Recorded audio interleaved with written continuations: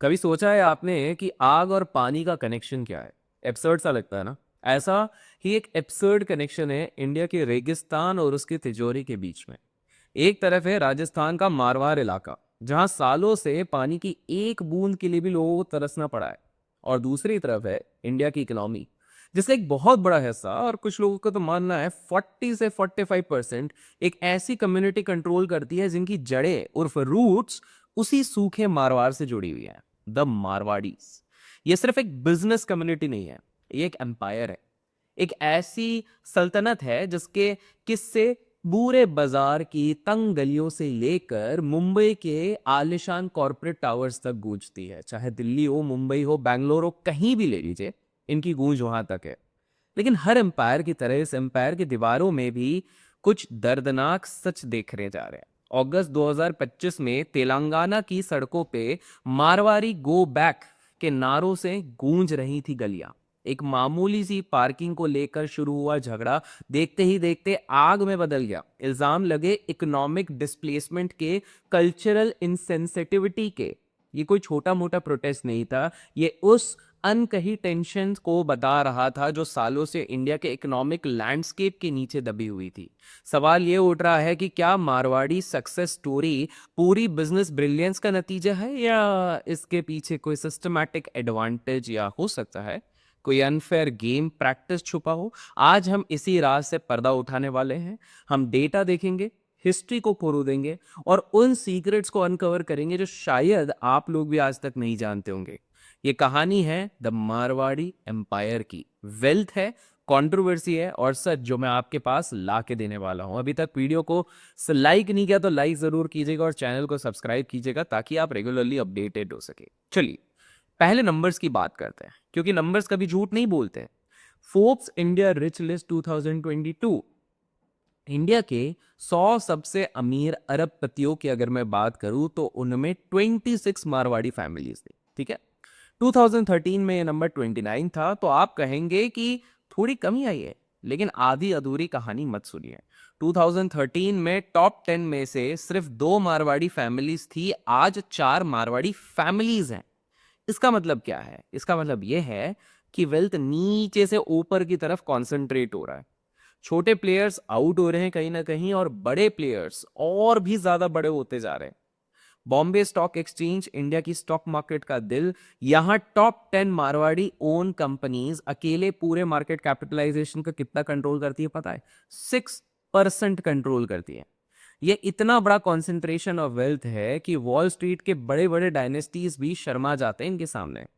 कुमार मंगलम बिरला का साम्राज्य देखा जाए तो 24.8 बिलियन, बजाज फैमिली देखा जाए तो 23.4 बिलियन, रिटेल का किंग, जी हाँ डीमार्ट, इनके पीछे भी दिमाग है राधा किशन दम्मानी जी का, 31.5 बिलियन, और स्टील के शहंशाह लक्ष्मी मित्तल 16.7 बिलियन। लेकिन ये तो सिर्फ आइसबर्ग का टिप है। ये वो चेहरे हैं जिन्हें हम लोग जानते हैं। असली पावर उस अदृश्य नेटवर्क में है जो इंडिया की इकोनॉमी को हर हिस्से में कंट्रोल करने की कोशिश कर रही है, हर सेक्टर में फैला हुआ है। आदित्य बिरला ग्रुप 30 से भी ज्यादा देशों में है। एसर मित्तल दुनिया की सबसे बड़ी स्टील कंपनी है। बजाज ऑटो टू व्हीलर्स का बादशाह है। भारतीय एयरटेल की भी अगर मैं बात कर दूं तो करोड़ों हिंदुस्तानियों को आपस में जोड़ने का काम भारतीय एयरटेल ने तो किया है, again led and run by a Marwari. ये मारवाड़ी एंटरप्राइजेस मॉडर्न इंडिया की इनविजिबल बैकबोन बन चुके हैं। आप सुबह उठते हैं और ऊपर से लेके end of the day, that is रात तक, सोने तक जब आप जाते हैं तो अनजाने में आप कहीं ना कहीं जो प्रोडक्ट्स यूज कर रहे हैं, जो सर्विसेज इस्तेमाल कर रहे हैं, वो कहीं ना कहीं मारवाड़ियों की ही देन है। तो ये सब हुआ कैसे? यहाँ दो अलग अलग कहानी सुनाई जाती है। एक कहानी है प्योर बिजनेस ब्रिलियंस की। उनके सपोर्टर्स कहते हैं कि मारवाड़ीज में एक खास एंटरप्रेन्योरल स्पिरिट है। उनका 5 इनकम हुई एक ऐसी स्ट्रैटेजी है जो सोफिस्टिकेटेड फाइनेंशियल प्लानिंग का एक बेहतरीन नमूना है। वो अपने इनकम को 5 हिस्सों में डाइवर्सिफाई करते हैं। High volume low margin business से regular cash flow, rental income से स्टेबिलिटी, पैशन प्रोजेक्ट से पर्सनल सेटिस्फैक्शन, सोशल नेटवर्क से अपॉर्चुनिटीज, और इन्वेस्टमेंट से, जी हाँ, लॉन्ग टर्म वेल्थ क्रिएशन। जी हाँ, ये कोई रॉकेट साइंस नहीं है, लेकिन इस डिसिप्लिन को फॉलो करना है हर किसी के बस की बात नहीं होती भैया, इट इज वेरी डिफिकल्ट। उनका एक और मानना है daily austerity with rare opulence. इसको मैं समझाता हूं आपको। रोजमर्रा की जिंदगी में एक्सट्रीम फ्रुगैलिटी, एक एक पैसा बचाते हैं, लेकिन शादी ब्याह जैसे सोशल इवेंट्स पे धूमधाम से खर्चा भी करते हैं। क्यों? अब आप सोच रहे हो कि वो जानते हैं कि ये इवेंट सिर्फ सोशल नहीं है, ये बिजनेस नेटवर्किंग अपॉर्चुनिटीज होती हैं। हर रुपया जो बचाया जाता है वो बिजनेस एक्सपांशन में री इन्वेस्ट किया जाता है। ये फाइनेंशियल डिसिप्लिन उन्हें वहीं पे रेजिलियंस सिखाता है और रेजिलियंस बनाता है, ताकि इकोनॉमिक तूफानों में भी दूसरे कॉम्पिटिटर्स को जहां पर तबाही देखने मिलती है, ये लोग वहां पे टट के खड़े रहते हैं। उनका एक और सीक्रेट वेपन है उनका जॉइंट फैमिली सिस्टम।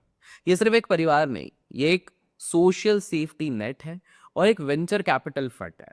जब एक मारवाड़ी बिजनेस के लिए ट्रैवल करता है तो उसे अपने घर परिवार की चिंता नहीं होती, उसका परिवार पीछे से सुरक्षित होता है। और वो जिस शहर में भी जाता है वहां का बस्सा सिस्टम यानी कम्युनिटी होटल, बस्सा या बस्सा बसा जिसको कहते हैं, जो ये कम्युनिटी हॉस्टल टाइप की फैसिलिटी होती है, और यहाँ पर कहीं ना कहीं उन्हें सस्ते में आश्रय मिल जाता है, घर का खाना प्रोवाइड हो जाता है। ये नेटवर्क इफेक्ट उन्हें एक ऐसी कॉम्पिटिटिव एडवांटेज देती है जिसे अकेले दम पर रेप्लिकेट करना किसी भी कम्युनिटी के लिए मुश्किल ही नहीं, नामुमकिन होता है। उनकी अडेप्टेबिलिटी तो लेजेंडरी है। वो लोकल कल्चर्स में ऐसे घुल मिल जाते हैं जैसे दूध में चीनी। बैंगलोर के चिकपीट से लेकर चेन्नई के सो कारपेट तक वो वहां की भाषा बोलते हैं, वहां के कस्टम्स फॉलो करते हैं, लेकिन अपनी बिजनेस आइडेंटिटी को कभी भी नहीं खोते। ये है लोकल होकर भी ग्लोबल सोचने की बात। हमने बिजनेस स्टडीज में अक्सर, जो लोग कॉमर्स के स्टूडेंट्स हैं, एमबीए कर रहे हैं, उन्होंने इसके बारे में जरूर सोचा होगा कि एक्ट लोकल थिंक ग्लोबल, लेकिन ये लोग इस चीज को जी रहे हैं। तो क्या ये सिर्फ दिमाग का खेल है या इसके पीछे कोई और भी रास्ता? Was it just a brilliant business acumen, or is there any hidden system at the play which we cannot see at this point of time? नीचे कमेंट्स में आप अपने विचार अभी तक क्या बने हैं वो जरूर बताइएगा। लेकिन अब सिक्के के दूसरे पहलू को देखते हैं। क्रिटिक्स एक बहुत अलग और अंधेरी तस्वीर को पेश करते हैं। वो कहते हैं कि ये सक्सेस सिर्फ मेहनत का फल नहीं है, इसमें सिस्टमैटिक मैनिपुलेशन का भी बहुत बड़ा हाथ है। तेलंगाना के प्रोटेस्ट ने उन ग्रीवियंसेस के कहीं ना कहीं आवाज बढ़ा दी है जो सालों से दबी हुई थी। लोकल बिजनेसेस को अंडरकट करने का इल्जाम, मार्केट को डुप्लीकेट सामान से भर देने का आरोप, और धीरे धीरे ट्रेडिशनल ट्रेडर्स को उनकी जगह से बेदखल कर देने की कहानियां। नेपाल, जहां मारवाड़ी पॉपुलेशन का 1% भी नहीं है, लेकिन बड़े बड़े बिजनेसेस कंट्रोल करते हैं वहां लोकल्स उनके एरोगेंट बिहेवियर और सुप्रीमेसी एटीट्यूड की शिकायत अक्सर करते हैं। ये पैटर्न सिर्फ एक जगह की नहीं है, ये सोच को कहीं ना कहीं मैग्नीफाई करने की कोशिश करी है। एकेडमिक रिसर्च की दावा देखें तो वो दावा कहती हैं कि ये जो सारी चीजें हैं तो और ज्यादा मजबूत है। फॉर एग्जांपल, कैम्ब्रिज यूनिवर्सिटी की एक स्टडी बताती है कि इंडिया के कॉरपोरेट लैंडस्केप को 3 ट्रेडिंग कम्युनिटीज ही डोमिनेट करती है, जिसमें मारवाड़ी सबसे आगे। इंडिया के सारे कॉरपोरेट डायरेक्टर्स में से 24% इन्हीं कम्युनिटीज से आते हैं। ये कॉन्सेंट्रेशन इस सवाल को जन्म देता है कि क्या सक्सेस मेरिट से आ रही है, या कहीं ना कहीं जो पूरा नेटवर्क बन रहा है उसके नेटवर्क इफेक्ट से आ रही है, जो बाकी कम्युनिटीज को सिस्टम से बाहर रखता है। फिर आती है और एक बात, ऑक्सफोर्ड इकोनॉमिक पॉलिसी की हाल ही की रिसर्च ने एक चौंकाने वाला सच हम सबके सामने लाके रख दिया। इंडिया की 55% दौलत अपर कास्ट के पास है, जबकि वो पॉपुलेशन का सिर्फ 25% है, और बिलियनर्स की 90% वेल्थ अपर कास्ट फैमिलीज के पास ही है। मारवाड़ी कम्युनिटी, जिसे ट्रेडिशनली अपर कास्ट ट्रेडर माना जाता है, इस स्ट्रक्चरल एडवांटेज का फायदा उठाती है। फाइनेंशियल एक्सपर्ट्स उनके कुछ क्वेश्चनेबल प्रैक्टिसेस की तरफ भी इशारा करते हैं, उनसे सवाल पूछते हैं, डूबियस तरीके उनको लगते हैं। कभी कभार कुछ लोग इल्जाम लगाते हैं टैक्स चोरी का, अंडर बिलिंग का और फेक जीएसटी रिकॉर्ड्स मेंटेन करने के आरोप लगाते हैं। नेपाल में क्रिटिक्स उनके अनएथिकल बिजनेस प्रैक्टिसेस और पॉलिटिकल पार्टीज को डोनेशन देकर प्रोटेक्शन हासिल करने के पैटर्न की बात करते हैं। तो अब सवाल ये उठता है कि वो कौन सा कैपेबिलिटी स्टैक है, वो कौन सा आर्किटेक्चर है जिसने इस एम्पायर को, मारवाड़ी एम्पायर को, इतना ज्यादा मजबूत बनाए, इसके सेंटर में है साख। कुछ लोग साख कहते हैं, कुछ लोग सख कहते हैं। अगर आप लोग मारवाड़ी हैं तो कैसे प्रॉपर स्पेल करते हैं ज़रा कमेंट्स में बताएगा। साख का मतलब सिर्फ रेपुटेशन नहीं होता है, ये एक इनफॉर्मल क्रेडिट रेटिंग सिस्टम है। एक ऐसी करेंसी है जो ट्रस्ट पर चलती है। मारवाड़ी बिजनेस वर्ल्ड में आपकी फाइनेंशियल स्ट्रेंथ से ज़्यादा आपकी साख की वैल्यू होती है। उनका ट्रेडिशनल हुंडी सिस्टम, जो एक तरीके का बिल ऑफ एक्सचेंज था, पूरी तरीके से साख पे ही चलता है। इस सिस्टम के बिना मॉडर्न बैंकिंग के करोड़ों के फाइनेंशियल ट्रांजैक्शंस यहाँ से पॉसिबल बनाए जाते हैं। लेकिन इसका दूसरा पहलू ये है कि ये एक इनसाइडर्स क्लब बन चुका है। जी हाँ, अगर आप मारवाड़ी नहीं हैं तो इस ट्रस्ट नेटवर्क को एक्सेस करना आपके लिए इम्पॉसिबल है, नामुमकिन है। आप इसमें एंटर ही नहीं हो सकते। ये दूसरी कम्युनिटी इसके लिए एक सिस्टमैटिक बैरियर क्रिएट कर देता है, एक वॉल क्रिएट कर देता है। फिर आते हैं उनका मैरिज बिजनेस नेक्सस। जी हाँ, ये तो आपने अक्सर सुना होगा, मारवाड़ियों की शादियों जैसा कुछ नहीं होता है भाई साहब। मतलब लपक लोग वहां पे थाली खाने के लिए जाते हैं और उनकी चकाचौंध देखने जाते हैं। मारवाड़ी शादियां सिर्फ सोशल इवेंट्स नहीं, एक स्ट्रैटेजिक बिजनेस अलायंस होती है। एकेडमिक रिसर्च बताती है कि दो ट्रेडिंग पार्टनर्स के बच्चों के बीच शादी अपॉर्चुनिस्टिक बिहेवियर के खिलाफ एक पावरफुल सैंक्शन का काम करती है। इससे बड़े ट्रेड्स पॉसिबल हो पाते हैं भाई साहब। ये alliances inter generational business networks बनाते हैं जो मारवाड़ी फैमिलीज को दशकों तक, साल 2 साल की बात नहीं कर रहा हूं, दशकों तक का कॉम्पिटिटिव एडवांटेज देता है। लेकिन इस सिस्टम ने दहेज डाउरी की प्रथा को भी बढ़ावा दिया है, जहां इंडस्ट्रियलिस्ट फैमिलीज में करोड़ों का लेन देन होता है, जिससे अमीर परिवार और भी ज्यादा अमीर होता जाता है। क्या आपको लगता है आज भी डाउरी प्रेवलेंट है या नहीं? आप कमेंट्स में जरूर बताइएगा। उनकी एक और स्ट्रैटेजी थी जिसको कहते हैं ज्योग्राफिक एक्सपेंशन। 1899 में जब मारवाड़ में अकाल पड़ा था तो कम्युनिटी ने एक कलेक्टिव डिसीजन लिया, और वो क्या था? पूरे इंडिया में फैल जाओ, लेकिन कभी एक दूसरे से compete मत करना। हर मारवाड़ी परिवार अलग अलग इलाके में गया, इस एग्रीमेंट के साथ कि जहां एक मारवाड़ी पहले से बिजनेस कर रहा है वहां दूसरा नहीं जाएगा। इससे उनके लिए ज्योग्राफिक मोनोपोलीज क्रिएट करने के लिए हेल्प मिली, जो आज तक कायम है। क्रिटिक्स इसे फेयर कंपटीशन नहीं मानते हैं, ये कोऑर्डिनेटेड मार्केट डिवीजन है जो हेल्दी बिजनेस राइवलरी को खत्म करके लोकलाइज डोमिनेंस क्रिएट करता है। हम देखते हैं कि बड़े बिजनेस हाउसेस मंदिर बनवाते हैं, चैरिटीज चलाते हैं। क्या ये सिर्फ पुण्य का काम करते हैं, या फिर ये एक ब्रिलियंट स्ट्रैटेजी है अपनी सोशल स्टैंडिंग और इन्फ्लुएंस को सीमेंट करने की और एक सोशल मैसेज देने की सबको? Is it just a charity और a strategic move to build an unshakeable reputation? इस पर आपकी क्या राय है, आप जरूर बताइएगा। अब थोड़ा और डीप डाइव करते हैं और उनके सोच के अंदर हम थोड़ा गहराई में जाने की कोशिश करते हैं। MICA की एक कटिंग एज रिसर्च बताती है कि मारवाड़ी एंटरप्रेन्योरशिप दो चीजों पर चलती है, और वो दो चीजें क्या है, ध्यान से सुनेगा, मैं आपको एक्सप्लेन भी करूंगा। पहला होता है इफेक्टुएशन और दूसरा होता है प्रिडिक्शन। वेस्टर्न बिजनेसेस ज्यादातर प्रिडिक्टिव मॉडल्स पे चलती हैं। मतलब जैसे कि अगर बाहर की जितनी कंपनीज ले लें, गूगल, माइक्रोसॉफ्ट, वॉलमार्ट, ये लोग प्लानिंग, फोरकास्टिंग, इन सारी चीजों पे चलती है। लेकिन मारवाड़ीज इफेक्चुअल थिंकिंग के मास्टर है। वो इस बात से शुरू नहीं करते कि उन्हें क्या करना है, बल्कि इस बात से कि उनके पास क्या है, उनके मीन्स, उनका नेटवर्क, और फिर वो एक्शन के थ्रू अपॉर्चुनिस्टिक डिस्कवरी करते हैं, ढेर सारी अपॉर्चुनिटीज पाते हैं। ये बैलेंस उन्हें एक ऐसी यूनिक अप्रोच देता है जो बड़े बड़े बिजनेस स्कूल्स भी नहीं सिखाते।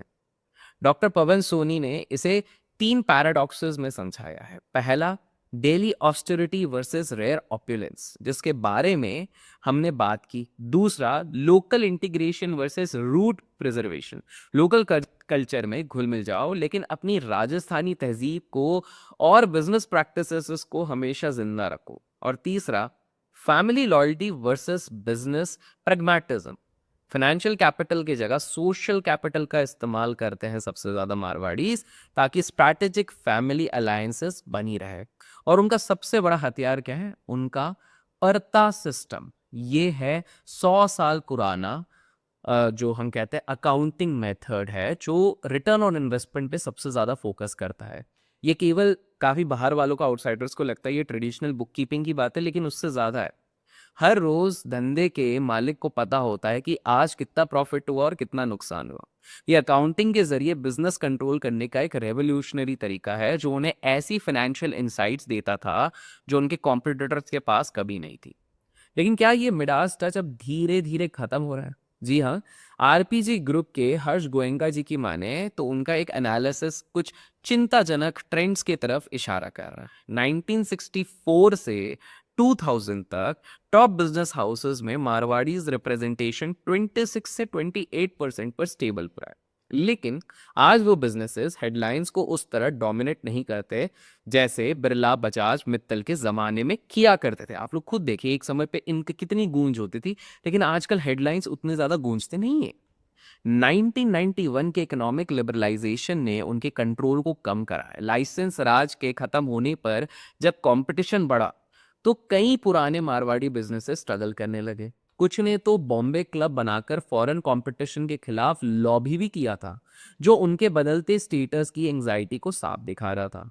आज उनके सामने सबसे बड़ा चैलेंज है नेक्स्ट जनरेशन का कम्युनिटी लीडर्स। जी हाँ, कम्युनिटी लीडर्स ये सवाल पूछ रहे हैं कि मारवाड़ीज इंडिया के $10 ट्रिलियन इकोनॉमी की जर्नी में कैसे कंट्रीब्यूट करेगी। जीटो की बात कर लूं, जैन इंटरनेशनल ट्रेड ऑर्गेनाइजेशन, और एबीएमएम अखिल भारतवर्ष महेश्वरी महासभा जैसे ऑर्गेनाइजेशंस जीतोप्रेन्योर्स और एबीएमएम इनोवेट जैसे प्रोग्राम्स लॉन्च कर रहे हैं ताकि यूथ में एंटरप्रेन्योरल स्पिरिट फिर से जगे, जो इंस्टेड ऑफ जॉब्स ढूंढने की जगह पे इधर आके कंट्रीब्यूट करे। चैलेंज ये है कि ट्रेडिशनल वैल्यूज को बचाते हुए मॉडर्न टेक्नोलॉजी और प्रोफेशनल मैनेजमेंट को कैसे बरकरार रखा जाए, ये अभी के लिए एक सवाल उठ रहा है। कई यंग मारवाड़ीज अब फैमिली बिजनेसेस की जगह कॉर्पोरेट करियर्स को चुन रहे हैं, जिससे कम्युनिटी का एंटरप्रेन्योरियल कंसंट्रेशन डाइल्यूट हो सकता है। तो क्या मारवाड़ीज बिजनेस मॉडल आज के स्टार्टअप कल्चर और टेक ड्रिवन इकोनॉमी में आउटडेटेड हो रहा है? क्या ये एक 150 साल पुराना 150 ईयर ओल्ड सिस्टम सरवाइव कर पाएगा? ये जो लेटेस्ट टेक्नोलॉजीज आ रही है, लाइक एआई हो गया या फिर बिल्ड स्केलिंग हो गया? नीचे कमेंट्स में आपकी राय जरूर बताएगा।